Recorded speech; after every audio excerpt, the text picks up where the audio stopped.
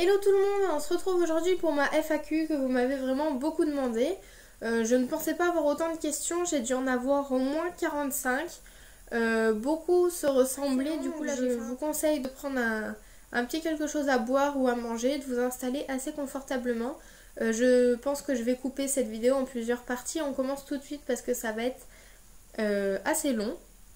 On va partir sur les questions en rapport avec Mila et on partira ensuite avec les questions qui dévient un petit peu. Donc voilà, j'ai essayé de séparer en deux parties. Bon, il y a peut-être des questions qui vont aller sur les deux, mais voilà, vous allez comprendre par la suite. Donc tout d'abord, on m'a demandé comment se passent les repas avec Mila. Alors est-ce qu'elle veut manger toute seule? Est-ce qu'elle veut tenir sa fourchette? Ou est-ce que si on la fait manger, elle s'en fiche, on va dire. Les repas donc déjà se passent très très bien, sauf si elle est fatiguée ou là c'est un petit peu plus compliqué, elle en met partout. En général, comme je vous l'ai dit juste avant, ça dépend de son humeur. Donc si on voit qu'elle est de bonne humeur, on la laisse manger toute seule, comme ça moi je prépare à manger juste à côté, ou je mets le couvert, ou je lui prépare son dessert ou son goûter. Et elle mange toute seule avec sa fourchette tranquillement, bon des fois avec les mains, mais ça après c'est aussi l'apprentissage. Elle en met pas trop partout, mais de toute façon le temps qu'elle l'écrabouille pas tout dans ses mains, ça passe. Et il y a d'autres jours où vraiment on voit que c'est un peu plus compliqué. Elle prend tout, elle écrase tout dans ses mains, elle jette par terre, elle s'en met sur le visage, elle met les mains dans les cheveux. Là je vais plutôt lui donner à manger. Et elle dit pas grand chose. Quand je lui donne à manger moi-même et qu'elle veut manger, soit elle met ses mains dans son assiette ou soit elle essaye de prendre la fourchette, donc je sais quand est-ce qu'elle veut manger toute seule. Ensuite, as-tu un jouet ou article de puériculture que tu regrettes d'avoir acheté? Alors comme ça, pas spécialement. Ensuite, si tu devais choisir un seul jouet, ce serait lequel? Donc heureusement que le Père Noël est passé, donc elle a plein de jouets qu'elle adore et qu'on adore aussi. Mais là ce petit jouet c'est réellement un coup de cœur. Donc c'est un petit train de chez Fisher Price, pardon. Donc c'est un train comme ça, donc comme vous voyez il est quand même assez mignon. Donc là il y a un petit truc et quand on appuie dessus, enfin le petit truc jaune là, quand on appuie dessus ça s'enfonce un petit peu, il y a de la musique et vous pouvez mettre la petite remorque avec les wagons qui sont assez légers. Il y a pas mal de petits jouets. Donc il y en a ici. Il y a ça à tourner. Il y a 3 petites figurines. Donc c'est une grenouille, un petit chien je dirais. Un petit truc là, il y a un truc à tourner. Et puis un singe violet. Voilà. Donc avec des petits trucs. Et quand vous appuyez sur la petite locomotive, je vous dis ça va pas marcher. En fait quand on appuie sur le petit truc vert, les roues vont se mettre à rouler. Voilà, donc le train va rouler. Eh ben il va vite quand même. Et il marche à peut-être sur 2-3 mètres et puis il s'arrête. C'est quand même assez rapide. Donc voilà, après il y a plusieurs activités et c'est sur 3 modes. Bon, du coup je vais peut-être l'éteindre. Donc c'est sur 3 modes. Il y a premier âge, deuxième âge, troisième âge. Le premier, ça doit être juste des chansons. Le deuxième, ça doit être des choses à apprendre. Et le troisième, par exemple, quand on met un bonhomme, on dit dedans, dehors, dis au revoir avec ta main ou des choses comme ça, plus avancées pour l'âge de bébé. Donc ça évolue avec bébé. Et vous avez également le mode pour enclencher ou pas le mode du train qui part, donc oui ou non. Donc voilà. Par contre je vais éteindre le jouet et comme c'est chez Fisher Price, comme souvent oui c'est Fisher Price hein, si je ne me trompe pas, vous avez le petit son. Combien a-t-elle de dents? Donc elle a 15 dents. Voilà, 15 dents, c'est pas mal pour son âge. Donc je vous rappelle qu'elle a 16 mois. Comment réagis-tu à ses caprices et comment tu les gères? Donc ça, bien sûr, ça dépend de ce qu'elle fait, pourquoi elle fait des caprices et de l'humeur que j'ai à ce moment-là, on va dire. Donc parfois, si elle recommence plusieurs fois, on la punit. Alors quand je dis on la punit, c'est on l'assoit pas au milieu de la pièce, mais contre un mur, mais qui est quand même visible de toute la pièce. C'est-à-dire qu'elle n'est pas à part dans son coin, elle est juste mise à l'écart un petit peu si vous voulez. Et elle peut jouer avec rien du tout. On la pose ici et directement elle comprend qu'elle est punie. Donc elle essaye de partir, elle essaye un petit peu de voir notre réaction. Elle se lève, elle fait un ou deux pas et elle attend, elle nous regarde en rigolant. Et on lui dit Mila, va t'asseoir ou tu es punie. On la repose à sa place et là elle comprend vraiment qu'elle est punie. Voilà. Après, comment je les gère, ça dépend. Parfois elle hurle et puis on se fâche un petit peu, on hausse le ton.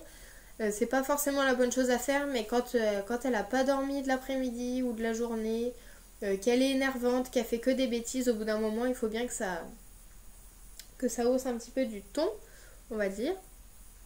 Donc voilà, je vais pas m'étaler sur le sujet, mais à mon avis, c'est un petit peu comme tout le monde. Ensuite, sait-elle déjà parlé? Donc oui, elle dit beaucoup, beaucoup, beaucoup de mots. Si vous ne savez pas tout ce qu'elle dit, parce qu'en fait, tu m'as également posé la question, donc une abonnée m'a posé cette question, quel mot dit-elle le plus? Donc souvent c'est maman. Des fois elle répète 20 fois de suite maman, maman, maman, maman. Et puis elle attend que ma maman lui réponde, sauf que quand elle lui dit oui, qu'est-ce qu'il y a? Elle continue, maman, elle l'appelle. C'est un petit peu un jeu. Donc bon.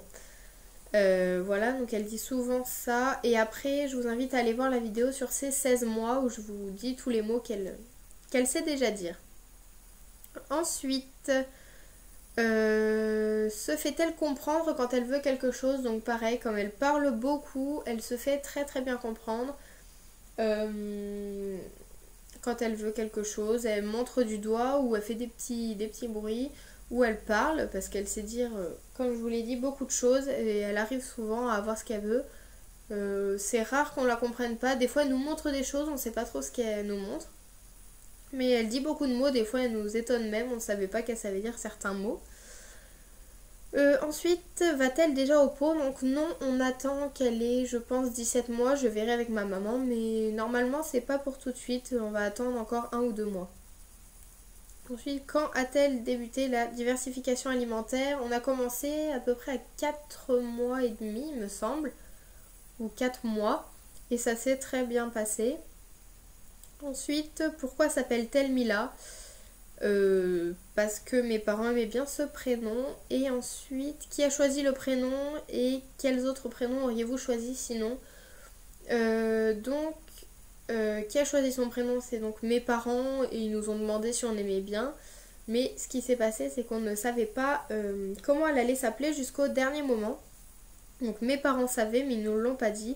En fait, ma maman avait un petit carnet où elle marquait tous les prénoms qu'elle aimait bien, donc filles et garçons, parce que avant qu'elle fasse l'échographie pour savoir si c'était une fille ou un garçon, on avait déjà fait une liste. Et donc, quels autres prénoms sinon? Donc, il y avait en liste Nina, Théa et Mila. Donc, tous des prénoms assez courts, assez simples à dire. Ouais, voilà, tout simplement. Comme moi, c'est Lola, c'est parce que le prénom est quand même assez simple et court. Donc voilà. Ensuite, donne-nous 5 noms de filles et 5 noms de garçons que tu aimes. Alors comme ça, j'en ai pas vraiment. J'aime tous les... Enfin, c'est pas que j'aime ou que j'aime pas. Ça dépend des périodes. Souvent, le petit problème, c'est que j'identifie des prénoms à des personnes. Et du coup, si j'aime pas une personne, je vais dire j'aime pas ce prénom. Alors que c'est pas forcément ça. C'est juste que ce prénom me fait penser à telle personne. Et l'inverse, quand j'aime bien une personne. Donc bon. Je peux pas vraiment vous dire. Et ensuite, 5 prénoms de filles, 5 prénoms de garçons que tu détestes. Pareil, je peux pas dire.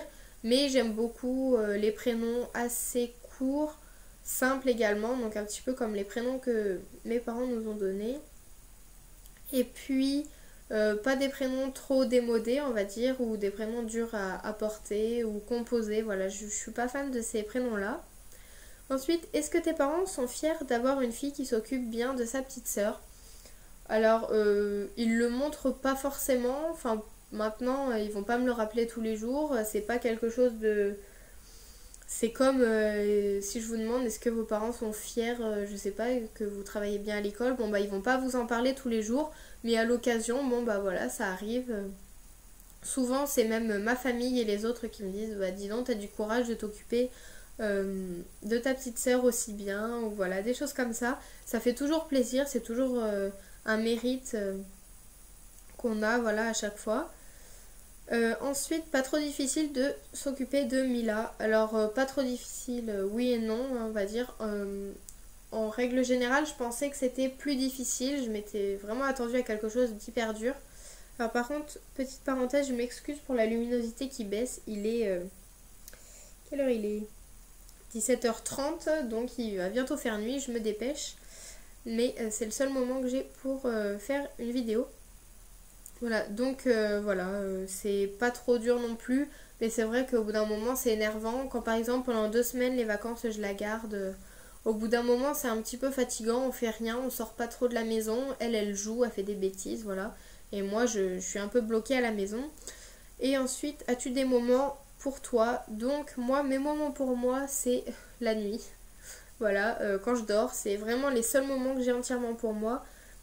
Après, à partir de 20h, mes parents sont là, enfin ma maman est là à partir de 20h. Donc c'est quand même un petit peu plus simple, elle s'occupe de Mila. Bon, des fois je continue encore à m'en occuper le temps qu'elle fasse à manger ou des choses comme ça, si c'est pas moi qui le fais. Mais sinon, vraiment, où j'ai des moments qu'à moi, c'est au lycée. Parce que je fais vraiment ce que je veux. Je sors. L'avantage que j'ai, c'est que je prends le bus. Donc en fait, souvent je finis à 15h50 et mon bus est à 17h10. Donc ça me fait un petit moment à attendre. Donc j'ai le temps de faire ce que je veux, de partir en ville, d'être avec mes amis. Voilà, je profite vraiment. Et d'autres petits moments, c'est quand je suis donc le soir chez moi, que j'ai fini mes devoirs. Voilà, donc en général c'est entre 21h30 et jusqu'à ce que j'aille me coucher. Et puis bah, j'ai même pas de moment à moi pour le mercredi vu que je garde Mila. Le samedi c'est pareil, le dimanche ça dépend. Et puis voilà, donc tout simplement quand je suis au lycée et... Enfin, quand je suis pas chez moi tout simplement.